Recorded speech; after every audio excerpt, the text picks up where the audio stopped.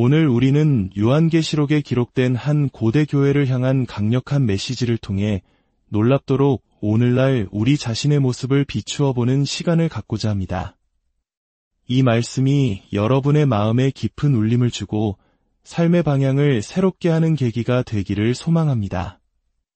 오늘 이 말씀을 통해 하나님의 은혜가 여러분의 삶에 가득하기를 바라며 이 채널의 구독과 좋아요를 통해 더 많은 분들이 이 은혜를 함께 나눌 수 있도록 동참해 주시면 감사하겠습니다. 주님의 이름으로 여러분 모두를 축복합니다.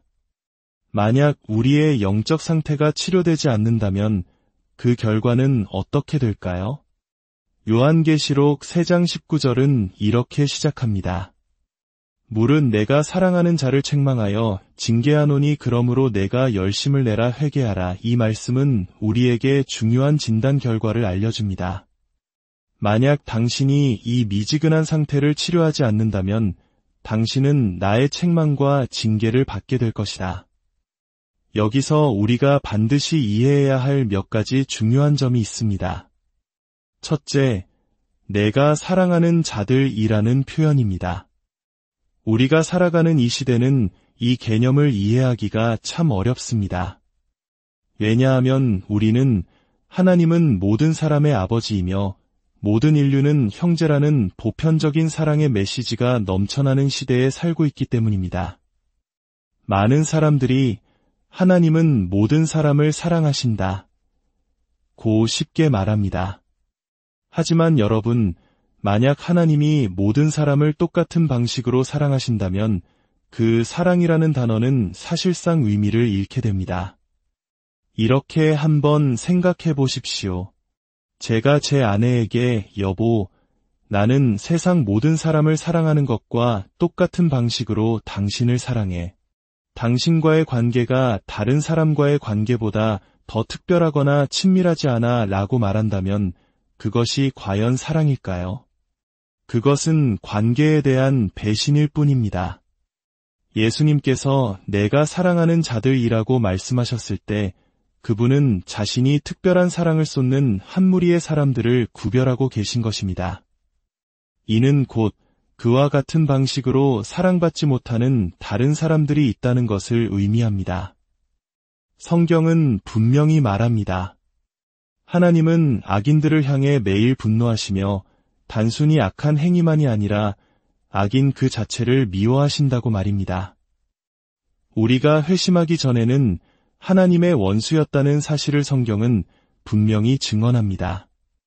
이것이 바로 입양의 개념입니다. 우리는 본래 하나님의 자녀가 아니었습니다. 요한복음 1장은 그를 믿는 자, 곧 그의 이름을 믿는 자들에게는 하나님의 자녀가 되는 권세를 주셨다고 말합니다. 만약 우리가 원래부터 하나님의 자녀였다면 왜 자녀가 되는 권세를 다시 받을 필요가 있겠습니까? 로마서 8장은 우리가 양자의 영을 받았으므로 하나님을 아빠, 아버지라 부르짖는다고 말합니다. 왜 우리가 이미 하나님의 자녀라면 다시 입양될 필요가 있겠습니까? 하나님은 자신의 자녀들을 지옥에 보내지 않으십니다. 자신의 자녀들에게 영원한 진노를 쏟아붓지 않으십니다. 그의 자녀들은 입양되었고 그에게 속했으며 결코 버림받지 않을 것입니다. 이것이 왜 중요할까요? 바로 이어지는 20절 말씀, 볼지어다 내가 문 밖에 서서 두드리노니 라는 구절을 많은 사람들이 문맥과 상관없이 오용하기 때문입니다. 이 구절은 흔히 믿지 않는 사람들에게 복음을 전할 때 사용되곤 합니다. 마치 예수님께서 불신자의 마음 문을 두드리는 것처럼 말이죠. 하지만 문맥을 살펴보면 이 말씀은 교회를 향한, 즉 이미 믿는다고 말하는 신자들을 향한 메시지입니다. 19절에서 사용된 사랑하는 자, 책망, 징계와 같은 단어들은 모두 하나님과 그의 자녀들 사이의 관계에서 사용되는 언어입니다. 우리 한국의 부모님들이 자식을 너무나 사랑하기에 때로는 엄하게 훈육하셨던 것을 기억하실 겁니다. 사랑의 매라는 말도 있지 않습니까? 물론 그 방식이 항상 옳았던 것은 아닐지라도 그 근본에는 자식이 잘 되기를 바라는 깊은 사랑이 있었습니다. 하나님의 징계 또한 그러합니다. 그것은 우리를 버리려는 것이 아니라 우리를 사랑하시기에 다시 올바른 길로 돌이키시려는 아버지의 사랑의 표현인 것입니다. 또한 19절에서 예수님께서 사용하신 사랑이라는 단어는 헬라어로 필레오입니다. 흔히 신적인 사랑을 의미하는 아가페가 아닙니다. 이 두 단어의 차이에 대해 길게 설명한 유명한 설교들이 많습니다. 특히 예수님께서 베드로에게 내가 나를 사랑하느냐고 3번 물으셨던 장면을 예로 들며 아가페는 최상의 사랑이고 필레오는 그보다 낮은 차원의 사랑이라고 구분짓는 경우가 많습니다. 하지만 요한복음을 자세히 살펴보면 저자인 요한은 아가페와 필레오를 거의 구분 없이 사용합니다. 예를 들어 요한복음 5장 20절에서는 아버지께서 아들을 사랑하사라고 기록되어 있고 16장 27절에서는 아버지께서 친히 너희를 사랑하심이라 라고 말합니다. 하나님 아버지께서 아들 예수를 그리고 우리를 필레오로 사랑하신다는 것입니다. 이것은 하나님의 사랑이 단지 거룩하고 멀리 있는 추상적인 사랑이 아니라 우리의 삶에 깊이 관여하시는 친밀하고 따뜻한 우정과 같은 사랑임을 보여줍니다. 이제 문제의 핵심인 20절로 넘어가 보겠습니다. 볼지어다 내가 문 밖에 서서 두드리노니 누구든지 내 음성을 듣고 문을 열면 내가 그에게로 들어가 그와 더불어 먹고 그는 나와 더불어 먹으리라. 정말 놀라운 말씀입니다. 이 교회의 질병이 무엇이었습니까?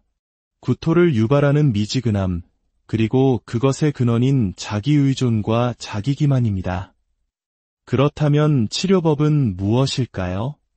치료법은 근원, 즉 예수 그리스도와 다시 연결되고 그분께 의존하는 것입니다.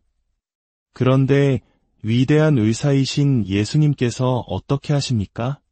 그분은 우리에게 나에게로 오라고 명령하시는 대신 직접 우리에게 오십니다. 한번 생각해 보십시오.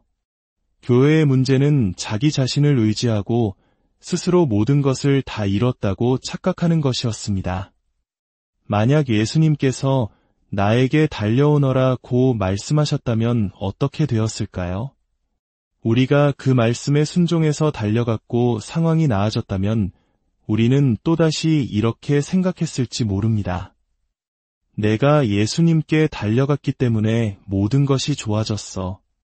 역시 나는 대단해. 우리는 종종 이런 간증을 듣습니다. 저는 그 말씀을 듣고 제단의 앞으로 달려나가 저의 모든 것을 주님께 바쳤습니다. 이 간증은 아름답게 들리지만 한편으로는 우리를 움츠러들게 만듭니다. 첫째로, 우리는 우리의 모든 것이 어디에 있는지도 다 알지 못합니다. 둘째로, 우리가 무언가를 주님께 바쳤다고 생각하게 만드는 그 교만함 자체를 내려놓지 못한 것입니다. 성화는 평생에 걸쳐 일어나는 과정입니다. 단 한 번의 결단으로 모든 것을 바쳤다고 말할 수는 없습니다. 우리는 내가 예수님을 선택했어. 내가 예수님을 나의 주인으로 만들었어. 와 같은 말을 쉽게 사용합니다. 하지만 이것은 성경의 가르침과 다릅니다. 우리가 주님께 가는 것이 아니라 그리스도께서 우리에게 오십니다. 질병은 근원과의 단절로 인한 자기만족과 쓸모없음입니다. 치료법은 근원이신 그분과 다시 연결되는 것입니다.